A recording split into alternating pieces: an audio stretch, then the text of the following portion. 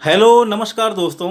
इस वीडियो में हम सॉल्व करेंगे यूपी टीजीटी सोशल साइंस के लिए पॉलिटिकल साइंस का प्रैक्टिस सेट। यह वीडियो दोस्तों यूपी टीजीटी के साथ साथ UP PGT, LT grade, GIC lecturer, NBS, KBS और यूपीएससी की परीक्षा के लिए समान रूप से उपयोगी है। इस प्रैक्टिस सेट में कुल 62 क्वेश्चन शामिल हैं। यह practice set UP TGT social science 2021 के प्रश्नपत्र की तरह है। इसके प्रश्नों की प्रकृति 2021 में पूछे गए प्रश्नों की प्रकृति पर आधारित है। इसके सारे प्रश्न महत्वपूर्ण हैं। वीडियो काफ़ी हेल्पफुल होने वाली है, इसलिए वीडियो को आप शुरू से लेकर अंत तक ज़रूर देखिए। यह वीडियो आपकी तैयारी में और आपकी सफलता में सहायक सिद्ध होगी। तो चलिए वीडियो शुरू करते हैं। अगर आपने अभी तक हमारे चैनल को सब्सक्राइब नहीं किया है तो अभी सब्सक्राइब कर लीजिए और वीडियो को लाइक कर दीजिए। हमारा चैनल यूट्यूब के उन बेस्ट चैनलों में से एक है जो केवल यूपी टीजीटी सोशल साइंस की तैयारी कराता है दोस्तों।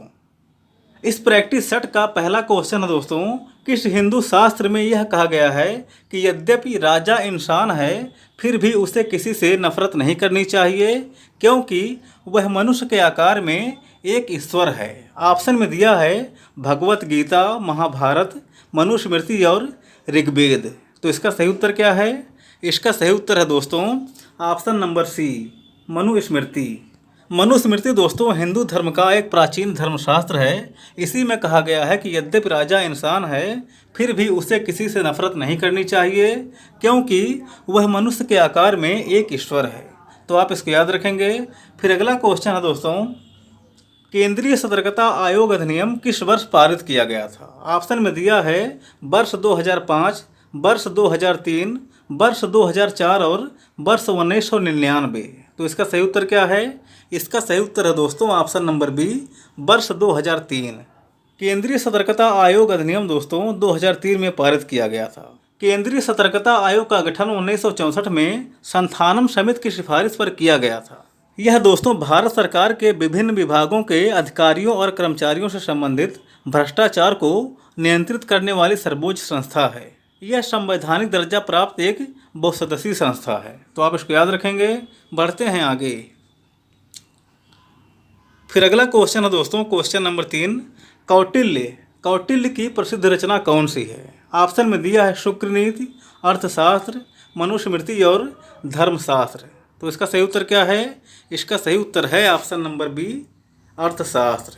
अर्थशास्त्र दोस्तों कौटिल्य के द्वारा रचित एक संस्कृत ग्रंथ है। इसके अंतर्गत राज व्यवस्था, कृषि, न्याय और राजनीति आदि के विभिन्न पहलुओं पर अध्ययन किया गया है। यह एक प्राचीनतम ग्रंथ है। इसकी शैली उपदेशात्मक और सलाहकारी है। यह पुस्तक 15 भागों, 180 प्रकरणों, 150 अध्यायों और 6000 श्लोकों में बटा हुआ है। तो आप इसको याद रखेंगे। फिर अगला क्वेश्चन है दोस्तों, मनु के अनुसार निम्नलिखित में से कौन राज्य के अंग नहीं है? ऑप्शन में दिया है राजा, पुरोहित, अमात्य और कोष।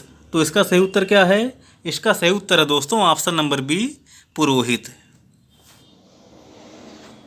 मनु और कौटिल्य दोनों लोगों ने दोस्तों राज्य के सप्तांग सिद्धांत की चर्चा की है। मनु के अनुसार राज्य जो है वह समाज की रक्षा और समाज का कल्याण करता है। मनु के अनुसार दोस्तों राज्य के सप्तांग सिद्धांत में स्वामी, अमात्य, जनपद, पुर, कोष, दंड और मित्र ये शामिल हैं। इसमें पुरोहित का वर्णन नहीं मिलता है, यानी कि राज्य का अंग पुरोहित नहीं है। तो आप इसको याद रखेंगे। ऑप्शन नंबर बी इसका सही उत्तर है। फिर अगला क्वेश्चन है दोस्तों, भारतीय संविधान में शोषण के विरुद्ध अधिकार किन अनुच्छेदों द्वारा प्रदान किए गए हैं? ऑप्शन में दिया है अनुच्छेद 16 से 20, अनुच्छेद 23 से 24, अनुच्छेद 25 से 28 और अनुच्छेद 29 से 30। तो इसका सही उत्तर क्या है? इसका सही उत्तर है दोस्तों ऑप्शन नंबर बी, अनुच्छेद 23 से 24। भारतीय संविधान में शोषण के विरुद्ध अधिकार का वर्णन अनुच्छेद 23 और 24 के अंतर्गत किया गया है। अनुच्छेद 23 के द्वारा मानव दुर्व्यापार और बेगार तथा इसी प्रकार के अन्य बलात्श्रम निषिद्ध कर दिया गया है। अनुच्छेद 24 के अनुसार 14 वर्ष से कम आयु के बालकों को कारखानों, खानों तथा किसी जोखिमपूर्ण कार्य के लिए नियुक्त नहीं किया जा सकता है। तो तो ऑप्शन नंबर बी इसका सही उत्तर है। अनुच्छेद 23 और 24 के द्वारा संविधान में शोषण के विरुद्ध अधिकार का उल्लेख किया गया है। आप इसको याद रखेंगे। बढ़ते हैं आगे। फिर अगला क्वेश्चन है दोस्तों, question number 6। National and nationalism नामक पुस्तक के लेखक कौन है? ऑप्शन में दिया है अर्नेस्ट ग्लेनर, हैंस जे मॉर्गनथाउ, जे.एस. कोलमैन और रजनी कोठारी। तो इसका सही उत्तर क्या है? इसका सही उत्तर है दोस्तों ऑप्शन नंबर पहला, अर्नेस्ट ग्लेनर। अर्नेस्ट ग्लेनर ने दोस्तों 1983 में नेशनल एंड नेशनलिज्म नामक पुस्तक की रचना की है। इसमें इन्होंने राष्ट्रवाद की महत्वपूर्ण व्याख्या की है। तो आप इसको याद रखेंगे। फिर अगला क्वेश्चन है दोस्तों, अरस्तू की उपेक्षा करने वाला पहला आधुनिक राजनीतिक विचारक कौन है? ऑप्शन में दिया है मैकियावेली, मिल, हॉब्स और लॉक। तो इसका सही उत्तर क्या है? इसका सही उत्तर है दोस्तों ऑप्शन नंबर पहला, मैकियावेली। अरस्तू की उपेक्षा करने वाला पहला आधुनिक राजनीतिक विचारक मैकियावेली है। मैकियावेली को आधुनिक राजनीति का पिता माना जाता है। कैटलिन के अनुसार मैकियावेली प्रथम राजनीतिक वैज्ञानिक था। तो ऑप्शन नंबर पहला इसका सही है। आप इसको याद रखेंगे। फिर अगला क्वेश्चन है, जिस राजनीतिक दार्शनिक ने सर्वप्रथम राजनीति शास्त्र में राज्य की अवधारणा को प्रस्तुत किया वह इनमें से कौन था? ऑप्शन में दिया है प्लेटो, लॉक, मैकियावेली और हॉब्स। तो इसका सही उत्तर क्या है? इसका सही उत्तर है दोस्तों option number C, Machiavelli. Machiavelli ने अपनी पुस्तक प्रिंस में इतालवी शब्द स्टेटों का प्रयोग किया। उसी से अंग्रेजी शब्द स्टेट बना है। सबसे पहले स्टेट यानी कि राज्य शब्द की अवधारणा प्रस्तुत किया था मैकियावेली ने। बोधा ने राज्य के लिए रिपब्लिक शब्द, हॉब्स ने कॉमनवेल्थ और लॉक और रूसो ने समुदाय शब्द का प्रयोग किया था। तो आप इसको याद रखेंगे। फिर अगला क्वेश्चन है दोस्तों, क्रांतियां ही इतिहास को आगे बढ़ाती हैं, यह प्रसिद्ध कथन किसका है? ऑप्शन में दिया है अरस्तू, प्लेटो, लॉर्ड जेम्स और कार्ल मार्क्स। तो इसका सही उत्तर क्या है? इसका सही उत्तर है दोस्तों option number D, Karl Marx. क्रांतियां ही इतिहास को आगे बढ़ाती हैं, यह कथन दोस्तों कार्ल मार्क्स का है। आप इसको याद रखेंगे। फिर अगला क्वेश्चन है, निम्नलिखित में से कौन सी विशेषता राजनीति के गांधीवादी मॉडल में नहीं है? ऑप्शन में दिया है नीति, धर्म, मानवता और सत्ता। तो इसका सही उत्तर क्या है? इसका सही उत्तर है दोस्तों ऑप्शन नंबर डी, सत्ता। सत्ता दोस्तों गांधी के राजनीतिक मॉडल की विशेषता नहीं है। गांधी जी का राजनीतिक चिंतन कर्म के दर्शन के माध्यम से उद्देश्यों और साधनों के बीच समन्वय स्थापित करने का प्रयास करता है। गांधी जी राज्य के विरोधी थे। राज्य के संबंध में उनकी विचारधारा अराजकतावादी दार्शनिकों के समान है। तो ऑप्शन नंबर डी इसका सही उत्तर है। आप इसको याद रखेंगे। फिर अगला क्वेश्चन है, संस्कृतिकरण शब्द की रचना किसने की थी? ऑप्शन में दिया है एम.एन. श्रीनिवास, एम.एन. राय, एस.पी. मुखर्जी और महात्मा गांधी। तो इसका सही उत्तर क्या है? इसका सही उत्तर है दोस्तों ऑप्शन नंबर पहला, एम.एन. श्रीनिवास। संस्कृतिकरण की रचना दोस्तों एम.एन. श्रीनिवास ने किया था। तो आप इसको याद रखेंगे। बढ़ते हैं आगे। फिर अगला क्वेश्चन है दोस्तों, किस विचारक को अमेरिकी संविधान निर्माताओं का बौद्धिक जनक कहा जा सकता है? ऑप्शन में दिया है Woodrow Wilson, John Locke, Montesquieu और रूसो। तो इसका सही उत्तर क्या है? इसका सही उत्तर है दोस्तों option number C, Montesquieu. Montesquieu को अमेरिकी संविधान निर्माताओं का बौद्धिक जनक माना जा सकता है, क्योंकि अमेरिकी संविधान में वर्णित नियंत्रण व संतुलन का सिद्धांत मॉन्टेस्क्यू के द्वारा लिखित पुस्तक द स्पिरिट ऑफ लॉज इसमें पाया जाता है। तो ऑप्शन नंबर सी इसका सही उत्तर है। आप इसको याद रखेंगे। फिर अगला क्वेश्चन है, निम्नलिखित में से कौन सा सही नहीं है? ऑप्शन में दिया है पहला, राष्ट्र एक मनोवैज्ञानिक अवधारणा है। दूसरा है कि राज्य एक कानूनी अवधारणा है। तीसरा है राष्ट्रवाद राज्य के लिए योगदान है। और चौथा है राष्ट्र और राज्य समानार्थी शब्द है। तो इसका सही उत्तर क्या है? इसका सही उत्तर है दोस्तों ऑप्शन नंबर डी, राष्ट्र और राज्य समानार्थी शब्द हैं। आप इसको याद रखेंगे। फिर अगला क्वेश्चन है, भारत में मौलिक अधिकारों का संरक्षक कौन होता है? ऑप्शन में दिया है न्यायपालिका, कार्यपालिका, संसद और संविधान। तो इसका सही उत्तर क्या है? इसका सही उत्तर है दोस्तों ऑप्शन नंबर पहला, न्यायपालिका। न्यायपालिका दोस्तों भारत में मौलिक अधिकारों का संरक्षक है। अनुच्छेद 32 के अनुसार सर्वोच्च न्यायालय मौलिक अधिकारों की रक्षा के लिए रिट जारी करता है और अनुच्छेद 226 के अनुसार उच्च न्यायालय मौलिक अधिकारों की रक्षा के लिए रिट जारी करता है। इसीलिए इसको मौलिक अधिकारों का संरक्षक कहा जाता है। तो आप इसको याद रखेंगे।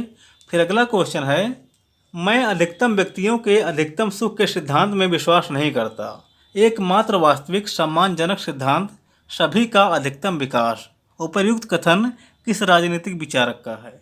ऑप्शन में दिया है Mahatma Gandhi, Bertrand Russell, JS. मिल और कार्ल मार्क्स।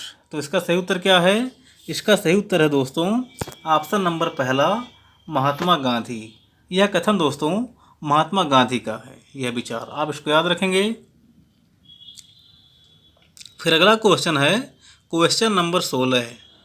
राज्य के नीति निर्देशक तत्वों के संबंध में निम्नलिखित में से कौन सा सही है? इसमें दिया है पहला, इन्हें आयरलैंड के संविधान से लिया गया है। तो पहली बात इसकी सही है।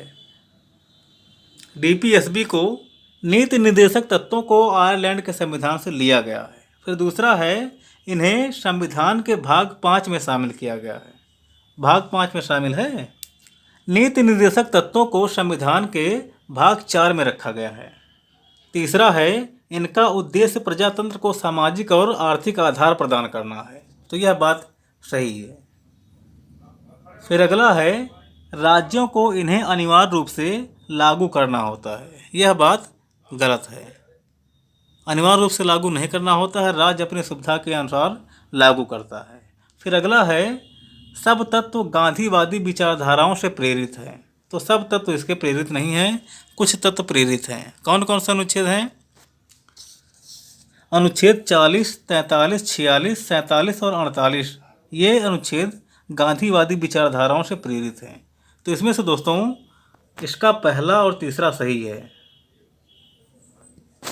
आप इसको याद रखेंगे। बढ़ते हैं आगे। ऑप्शन नंबर डी इसका सही होगा, पहला और तीसरा। फिर अगला क्वेश्चन है दोस्तों, इस विचार को किसने स्थापित किया कि राज्य को व्यक्तियों के आत्मनीय कार्यों में हस्तक्षेप नहीं करना चाहिए? ऑप्शन में दिया है Jean Jacques Rousseau, John Locke, John Stuart Mill और थॉमस हिल ग्रीन। तो इसका सही उत्तर क्या है? इसका सही उत्तर है दोस्तों option number C, John Stuart मिल।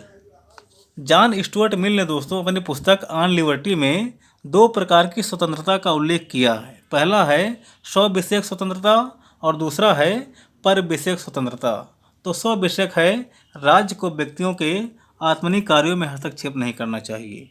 यह स्व विषयक से संबंधित है। तो आप इसको याद रखेंगे। ऑप्शन नंबर सी इसका सही है। फिर अगला क्वेश्चन है दोस्तों, किसका विश्वास था कि प्रेम ही सत्य है और सत्य ही ईश्वर है? ऑप्शन में दिया है सुकरात, कौटिल्य, अंबेडकर और गांधी। तो इसका सही उत्तर क्या है? इसका सही उत्तर है option number D, Mahatma Gandhi. Mahatma Gandhi का विश्वास था दोस्तों कि प्रेम ही सत्य है और सत्य ही ईश्वर है। फिर अगला क्वेश्चन है दोस्तों, किस एक विचारक की यह मान्यता थी कि राज्य एक उत्पीड़न का यंत्र है? ऑप्शन में दिया है हीगल, कार्ल मार्क्स, जे.एस. मिल और थॉमस हॉब्स। तो आप जानते हैं ऑप्शन नंबर बी इसका सही उत्तर है, कार्ल मार्क्स। कार्ल मार्क्स का मानना था दोस्तों कि राज्य एक उत्पीड़न का यंत्र है।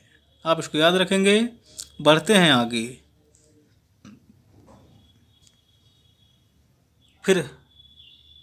फिर अगला क्वेश्चन है दोस्तों, कौन सा समूह अंबेडकर पर पड़े प्रभावों का सही प्रदर्शन करता है? ऑप्शन में दिया है पहला बुद्ध, कबीर, ज्योतिबा फूले। दूसरा है बुद्ध, मनु और ज्योतिबा फूले। तीसरा है बुद्ध, तुलसीदास, कबीर और चौथा है कबीर, ज्योतिबा फूले और सूरदास। तो इसका सही उत्तर क्या है? इसका सही उत्तर है दोस्तों ऑप्शन नंबर पहला, बुद्ध, कबीर और ज्योतिबा फूले। डॉक्टर अंबेडकर बुद्ध, कबीर और ज्योतिबा फूले के सिद्धांतों से बहुत प्रभावित थे। ऑप्शन नंबर पहला इसका सही है। आप इसको याद रखेंगे। फिर अगला क्वेश्चन है दोस्तों, नमक कानून तोड़ने के लिए महात्मा गांधी ने अपनी प्रसिद्ध दांडी यात्रा कब प्रारंभ की? तो यह किया था दोस्तों 12 मार्च 1930 को। और कब पहुंचे थे? 6 अप्रैल 1930 को डांडी पहुंचकर नमक कानून तोड़ा था। आप इसको याद रखेंगे। फिर अगला क्वेश्चन है, निम्नलिखित में से किस विचारक के अनुसार राज्य पृथ्वी पर ईश्वर का अवतरण है? तो आप जानते ही हैं, हीगल का यह कथन है। ऑप्शन नंबर पहला इसका सही है। हीगल ने कहा है कि राज्य पृथ्वी पर ईश्वर का अवतरण है। आप इसको याद रखेंगे। फिर अगला क्वेश्चन है, निम्नलिखित में से कौन उत्तर आधुनिकतावादी विचारक है? ऑप्शन में दिया है जैक्यूम देरिदा, यही इसका सही उत्तर है दोस्तों। जैक्यूम देरिदा उत्तर आधुनिकतावादी विचारक है। फिर अगला क्वेश्चन है दोस्तों, राज्य सरकार के संसाधनों से संगठित वह व्यक्ति है जो कानून का निर्माण और क्रियान्वयन करता है। यह किसका कथन है? ऑप्शन में दिया है गिल, रूसो, डायसी और हाब्स। तो इसका सही उत्तर क्या है? इसका सही उत्तर है दोस्तों ऑप्शन नंबर सी, डायसी। यह कथन डायसी का है। राज्य दोस्तों सरकार के संसाधनों से संगठित वह व्यक्ति है जो कानून का निर्माण और क्रियान्वयन करता है। यह डायसी का कथन है। आप इसको याद रखेंगे। फिर अगला क्वेश्चन है, इस बात का पोषण कौन करता है कि राज्य सर्वोच्च नैतिकता का प्रतिनिधित्व करता है? ऑप्शन में दिया है कांट, प्लेटो, बर्क और अरस्तु। तो इसका सही उत्तर क्या है? इसका सही उत्तर है ऑप्शन नंबर पहला, कांट। जहाँ पर नैतिकता वाली बात आए आप वहाँ तुरंत कांट पर लगाएंगे।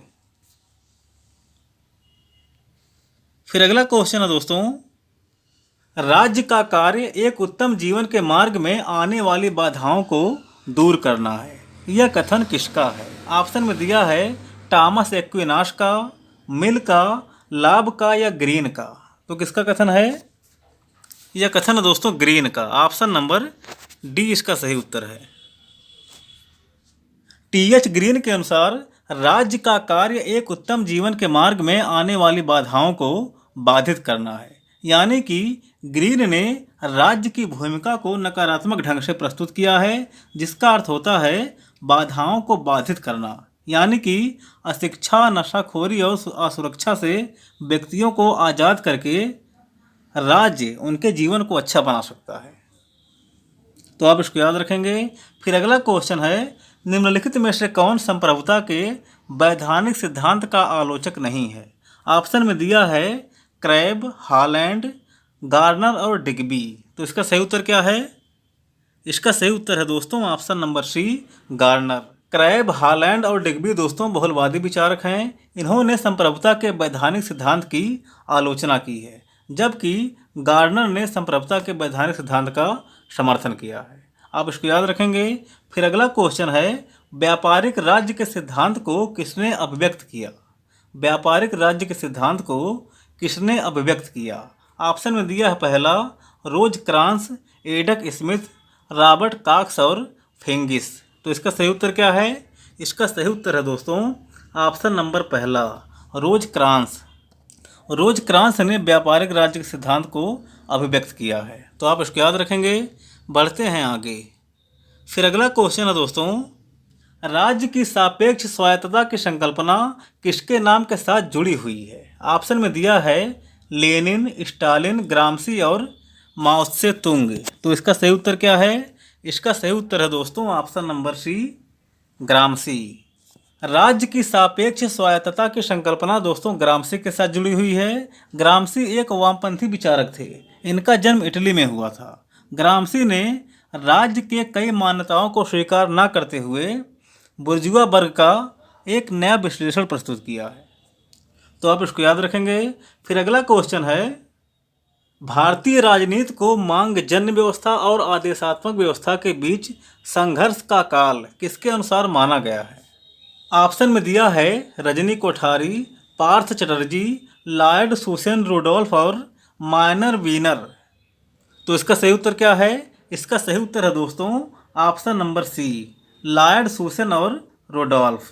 आप इसको याद रखेंगे। फिर अगला क्वेश्चन है, उदारवाद निश्चित दर्शन कब बना? ऑप्शन में दिया है 17वीं शताब्दी में, 18वीं शताब्दी में, 19वीं शताब्दी में या वर्तमान शताब्दी में। तो इसका सही उत्तर क्या है? इसका सही उत्तर है दोस्तों ऑप्शन नंबर बी, 18वीं शताब्दी में। उदारवाद दोस्तों एक निश्चित दर्शन 18वीं शताब्दी में बना और इसका उदय जो है 17वीं शताब्दी में ही हुआ था। जॉन लॉक को उदारवाद का जनक माना जाता है। फिर अगला क्वेश्चन है दोस्तों, पारंपरिक यानी कि क्लासिक उदारवाद का जनक किसे माना जाता है? तो जॉन लॉक को माना जाता है। ऑप्शन नंबर सी वाला इसका सही है। जॉन लॉक को उदारवाद का जनक माना जाता है। फिर अगला क्वेश्चन है, निम्नलिखित में से कौन सही सुमेलन नहीं है? ऑप्शन में दिया है पहला Rajni Kothari state against democracy, दूसरा है Rajmohan Gandhi the good boatman, तीसरा है मार्क स्पेयर्ड गांधी टुडे, और चौथा है Johan Galtung long walk of peace. तो कौन सही तरह से सुमेलित नहीं है?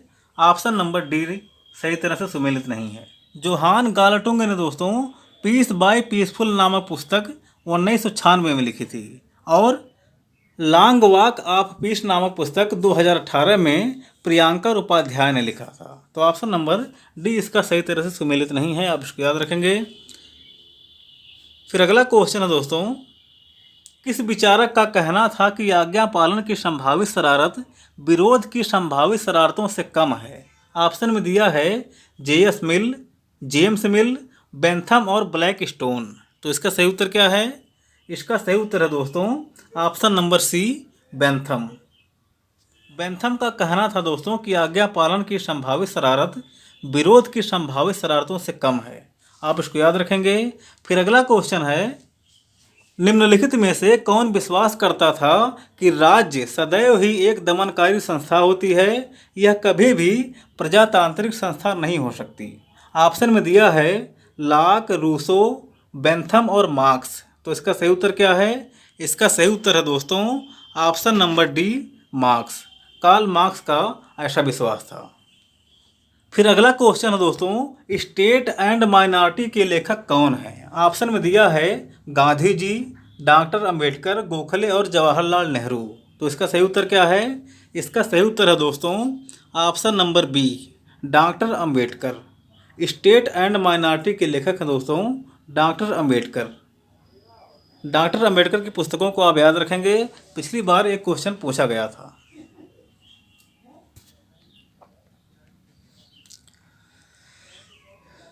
फिर अगला क्वेश्चन है दोस्तों, नागरिक शक्ति दंड के साथ कानून बनाने का अधिकार डैश डैश संपत्ति का नियमन और संरक्षण और समुदाय की ताकत को ऐसे नियमों के कार्यान्वयन में लगाना डैश डैश निम्नलिखित में से किसने परिभाषित किया?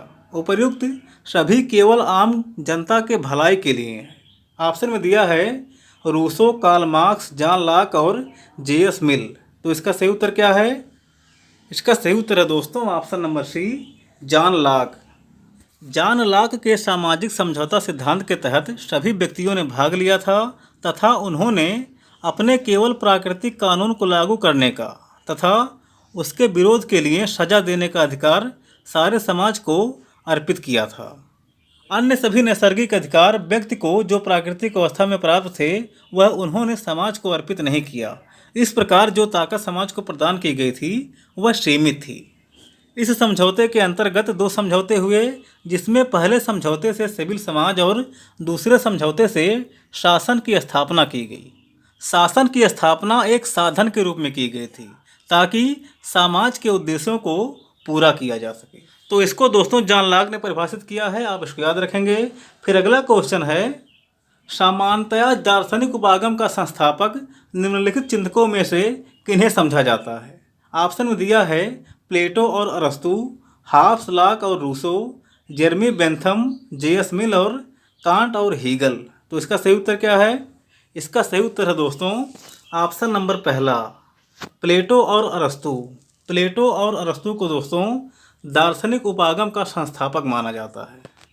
यूनान के दार्शनिक मनीषियों में दोस्तों सुकरात और प्लेटो के बाद अरस्तु का भी नाम प्रसिद्ध है। कहा जाता है कि यूनान का दर्शन बीज की तरह सुकरात में आया, लता की तरह प्लेटो में फैला और फूल की तरह अरस्तु में खिल गया। तो ऑप्शन नंबर इनमें से पहला सही है। प्लेटो और अरस्तु जो है दार्शनिक उपागम के संस्थापक हैं, आप इसको याद रखेंगे। फिर अगला क्वेश्चन है दोस्तों, एथेंस से कालचिस कौन भाग गया था कि एथेंस वासी दर्शन शास्त्र के विरुद्ध दूसरा अपराध न कर दें? ऑप्शन में दिया है सुकरात, प्लेटो, अरस्तु और यूक्लिड। तो इसका सही उत्तर क्या है? इसका सही उत्तर है दोस्तों अरस्तु, ऑप्शन नंबर सी। अरस्तु इसलिए एथेंस से कालचिस भाग गया था कि एथेंस वासी दर्शन शास्त्र के विरोध में दूसरा अपराध ना कर दें। यानी कि जैसे प्लेटो को मारा गया था जहर का प्याला देकर, उसी तरह एथेंस वासी अरस्तु को भी ना मार दें। फिर अगला क्वेश्चन है दोस्तों, कौटिल्य के लिए रूप दर्शक की अवधारणा का अर्थ निम्नलिखित में से क्या था? तो रूप दर्शक होता था दोस्तों, मौर्य काल में थे कौटिल्य, उस समय रूप दर्शक होता था सिक्कों का निरीक्षक। ऑप्शन नंबर सी इसका सही उत्तर है। रूप दर्शक सिक्कों का निरीक्षक होता था। आप इसको याद रखेंगे। फिर अगला क्वेश्चन है, हाब्स के अनुसार निम्नलिखित में से कब प्रजा को संप्रभु के विरुद्ध प्रतिरोध करने का अधिकार है यदि संप्रभु निम्नलिखित में से क्या करे? ऑप्शन में दिया है पहला, प्रजा के जीवन की रक्षा नहीं कर पाता है या उनके जीवन को आक्रांत करता है। तो ऑप्शन नंबर पहला ही इसका सही उत्तर है दोस्तों। सामाजिक समझौते में दोस्तों हाब्स ने कहा था कि यदि संप्रभु नागरिकों के जीवन की रक्षा नहीं कर पाता है तो नागरिक उसके विरुद्ध विद्रोह कर सकते हैं। हाब्स ने कहा है कि समझौता आत्मरक्षा चाहती है। तो ऑप्शन नंबर पहला इसका सही है, आप इसको याद रखेंगे। फिर अगला क्वेश्चन है, निम्नलिखित में से किसका कथन है कि जो लोग यह कहते हैं कि धर्म का राजनीति से कोई लेना देना नहीं है वे धर्म का अर्थ नहीं जानते? वे इनमें से कौन थे? ऑप्शन में दिया है अरबिंदो, एम के गांधी, सुभाष चंद्र बोस और एम एन राय। तो इसका सही उत्तर क्या है? इसका सही उत्तर है दोस्तों महात्मा गांधी, एम के गांधी, ऑप्शन नंबर बी इसका सही उत्तर है। महात्मा गांधी का मानना था दोस्तों कि जो लोग यह कहते हैं कि धर्म का राजनीति से कोई लेना देना नहीं है वे लोग धर्म के अर्थ को नहीं समझते हैं। तो आप इसको याद रखेंगे। फिर अगला क्वेश्चन है, निम्नलिखित में से कौन सी पुस्तक जॉन लॉक के द्वारा नहीं लिखी गई है? ऑप्शन में दिया है पहला, essays on the law of nature, दूसरा है एस्से कंसर्निंग ह्यूमन अंडरस्टैंडिंग, और तीसरा है on the reasonableness of Christianity, और चौथा है the college of the greatness and the decline of the romance. तो इसका सही उत्तर क्या है? इसका सही उत्तर है दोस्तों ऑप्शन नंबर डी। ये वाली पुस्तक जॉन लॉक के द्वारा नहीं लिखी गई है, बाकी तीनों जॉन लॉक की पुस्तक है। आप उसको याद रखेंगे। फिर अगला क्वेश्चन है, निम्नलिखित में से किसने कहा था, क्वेश्चन नंबर 44वां है, निम्नलिखित में से किसने कहा था मनुष्य स्वतंत्र जन्म लेता है फिर भी वह हर जगह बेड़ियों में जकड़ा हुआ है?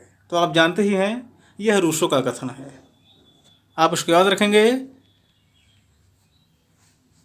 फिर अगला क्वेश्चन है दोस्तों, निम्नलिखित में से कौन लोकमत के अभिकरण के रूप में गलत सूचीबद्ध किया गया है? ऑप्शन में दिया है पहला, परिवार तथा प्राथमिक समूह, दूसरा है शिक्षण संस्थाएं, तीसरा है संचार के साधन और चौथा है इनमें से कोई नहीं।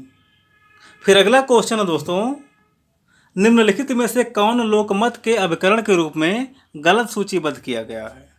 ऑप्शन में दिया है पहला, परिवार तथा प्राथमिक समूह, दूसरा है शिक्षण संस्थाएं, तीसरा है संचार के साधन और चौथा है इनमें से कोई नहीं। तो इसका सही उत्तर क्या है?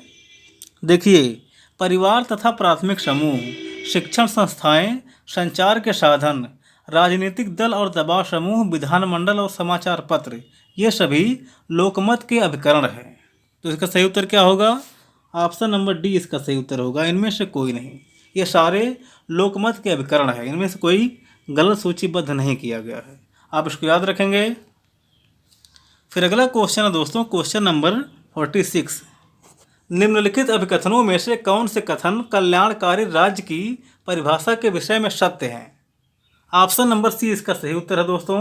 कल्याणकारी राज्य किसी भी प्रकार के मानवोचित और प्रगतिशील समाज के लिए एक आदर्श स्थापित करता है। कल्याणकारी राज्य के बारे में यही सही है इनमें से। तो आप इसको याद रखेंगे।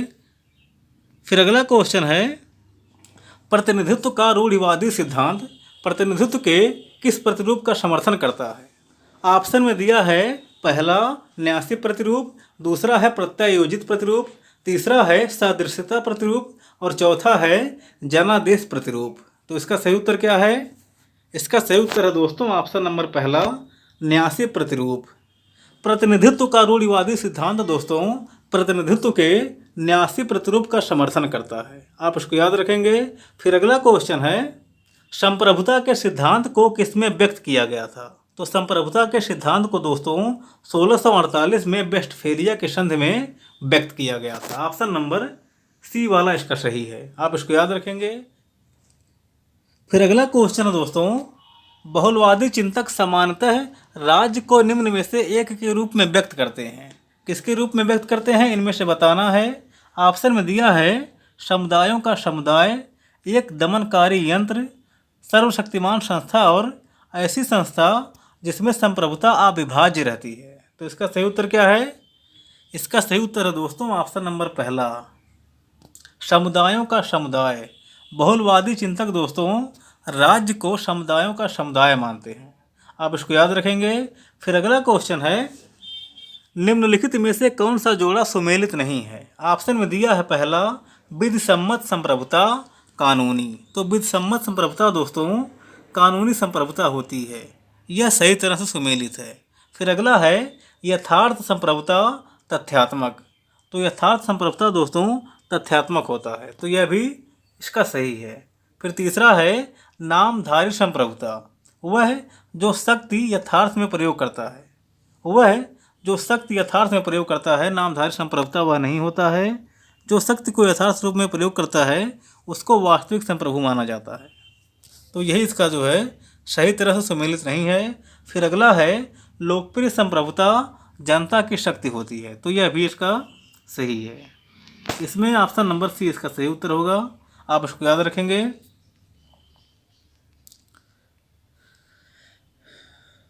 फिर अगला क्वेश्चन दोस्तों, कौन सा स्कूल यह तर्क देता है कि संप्रभुता की अवधारणा को राजनीति सिद्धांत से हटा देना चाहिए?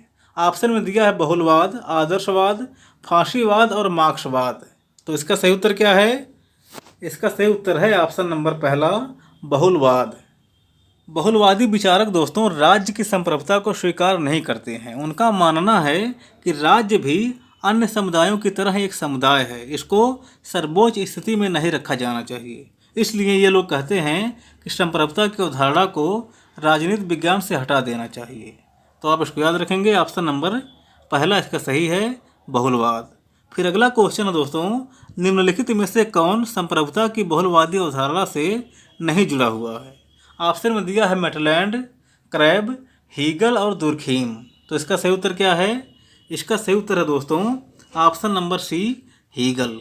हीगल दोस्तों बहुलवादी विचारक नहीं है, हीगल आदर्शवादी विचारक है। मैटलैंड, क्रैब और दुर्खीम आदि ये लोग बहुलवादी विचारक हैं। तो ऑप्शन नंबर सी इसका सही है। आप इसको याद रखेंगे। फिर अगला क्वेश्चन है, नागरिकता के बहुलवादी सिद्धांत का सर्वोत्तम प्रतिपादक कौन था? नागरिकता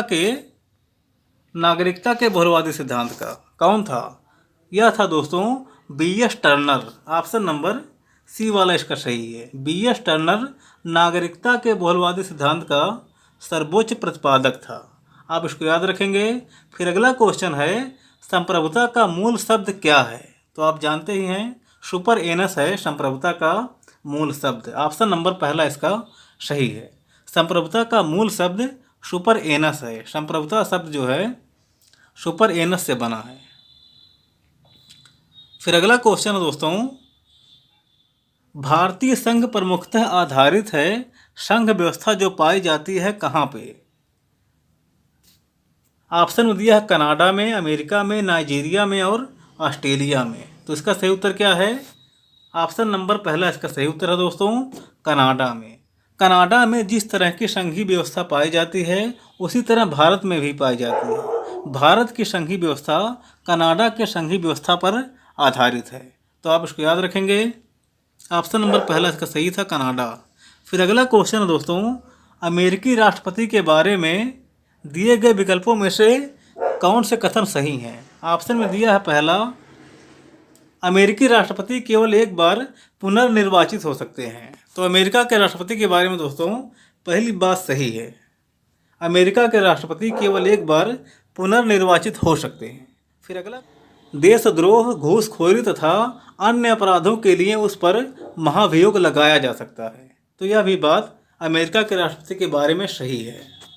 फिर अगला है, महाभियोग प्रस्ताव की सुनवाई की अध्यक्षता उच्चतम न्यायालय के मुख्य न्यायाधीश के द्वारा की जाती है। तो यह भी अमेरिका के राष्ट्रपति के बारे में सही है, उनके महाभियोग के बारे में यह सही है। अमेरिकी राष्ट्रपति के खिलाफ जब महाभियोग लगाया जाता है तो महाभियोग प्रस्ताव की सुनवाई की अध्यक्षता उच्चतम न्यायालय के मुख्य न्यायाधीश के द्वारा की जाती है। आप इसको याद रखेंगे, इम्पॉर्टेंट है। फिर अगला है दोस्तों, राष्ट्रपति और उपराष्ट्रपति दोनों एक ही राज्य के हो सकते हैं। तो अमेरिका के राष्ट्रपति के बारे में दोस्तों यह बात गलत है। तो इसका पहला, दूसरा और तीसरा सही है दोस्तों, चौथा गलत है। ऑप्शन नंबर पहला इसका सही होगा, पहला, दूसरा और तीसरा। फिर अगला क्वेश्चन है दोस्तों, संसदीय शासन प्रणाली के लिए सर्वाधिक उपयुक्त दल व्यवस्था कौन होती है? तो यह होती है दोस्तों द्विदलीय व्यवस्था। द्विदलीय व्यवस्था दोस्तों संसदीय शासन प्रणाली के लिए सबसे उपयुक्त दल व्यवस्था होती है। आप इसको याद रखेंगे। फिर अगला क्वेश्चन है, संवैधानिकवाद की पश्चिमी अवधारणा की मुख्य विशेषता क्या है? इसमें दिया है विचारधारा, विधि का शासन, प्रतिनिधि संस्थाएं और सशक्त लोकमत। तो इसका सही उत्तर क्या होगा? संवैधानिकवाद की पश्चिमी अवधारणा में दोस्तों विचारधारा शामिल नहीं है।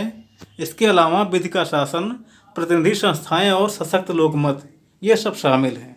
तो पहला छोड़ करके दूसरा, तीसरा और चौथा, ऑप्शन नंबर बी वाला इसका सही उत्तर होगा, दूसरा, तीसरा और चौथा। फिर अगला क्वेश्चन है दोस्तों, दुष्परिवर्तनशील संविधान वह है जो, दुष्परिवर्तन का मतलब होता है कठोर संविधान। कठोर संविधान वह है जो सामान्य विधि निर्माण प्रक्रिया के द्वारा संशोधित नहीं होता है। ऑप्शन नंबर पहला इसका सही है। दुष्परिवर्तनशील संविधान वह है जो सामान्य विधि निर्माण की प्रक्रिया के द्वारा संशोधित नहीं होता है। आप इसको याद रखेंगे। फिर अगला क्वेश्चन है, प्रस्तुत विकल्प देश समूहों में से किस देश समूह के देशों के संविधान एकात्मक हैं? ऑप्शन में दिया है पहला ग्रेट ब्रिटेन, चीन और फ्रांस। तो यही इसका सही उत्तर है दोस्तों, ब्रिटेन, चीन और फ्रांस का संविधान एकात्मक संविधान है। आप इसको याद रखेंगे। फिर अगला क्वेश्चन है क्वेश्चन नंबर 61, हमने किस देश के संविधान से राज्य के नीति निर्देशक तत्वों को लिया है? तो यह लिया है दोस्तों आयरलैंड से। ऑप्शन नंबर डी इसका सही उत्तर है, आयरलैंड से लिया गया है, आप जानते ही होंगे। फिर अंतिम क्वेश्चन है दोस्तों क्वेश्चन नंबर 62, निम्नलिखित में से कौन सा युग्म सुमेलित नहीं है? इसमें दिया है मौलिक अधिकार और अनुच्छेद। इसमें पहला है दोस्तों समानता का अधिकार, अनुच्छेद 14 से 18। तो पहला इसका सुमेलित है। समानता के अधिकार को संविधान के अनुच्छेद 14 से 18 तक में रखा गया है। फिर अगला है दोस्तों धार्मिक स्वतंत्रता का अधिकार, अनुच्छेद 23 से 24।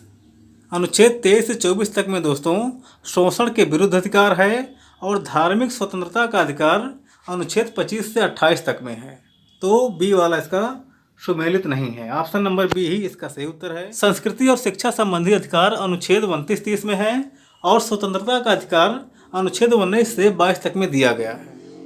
तो इसी क्वेश्चन के साथ दोस्तों हमारी यह वीडियो यहीं पर समाप्त होती है।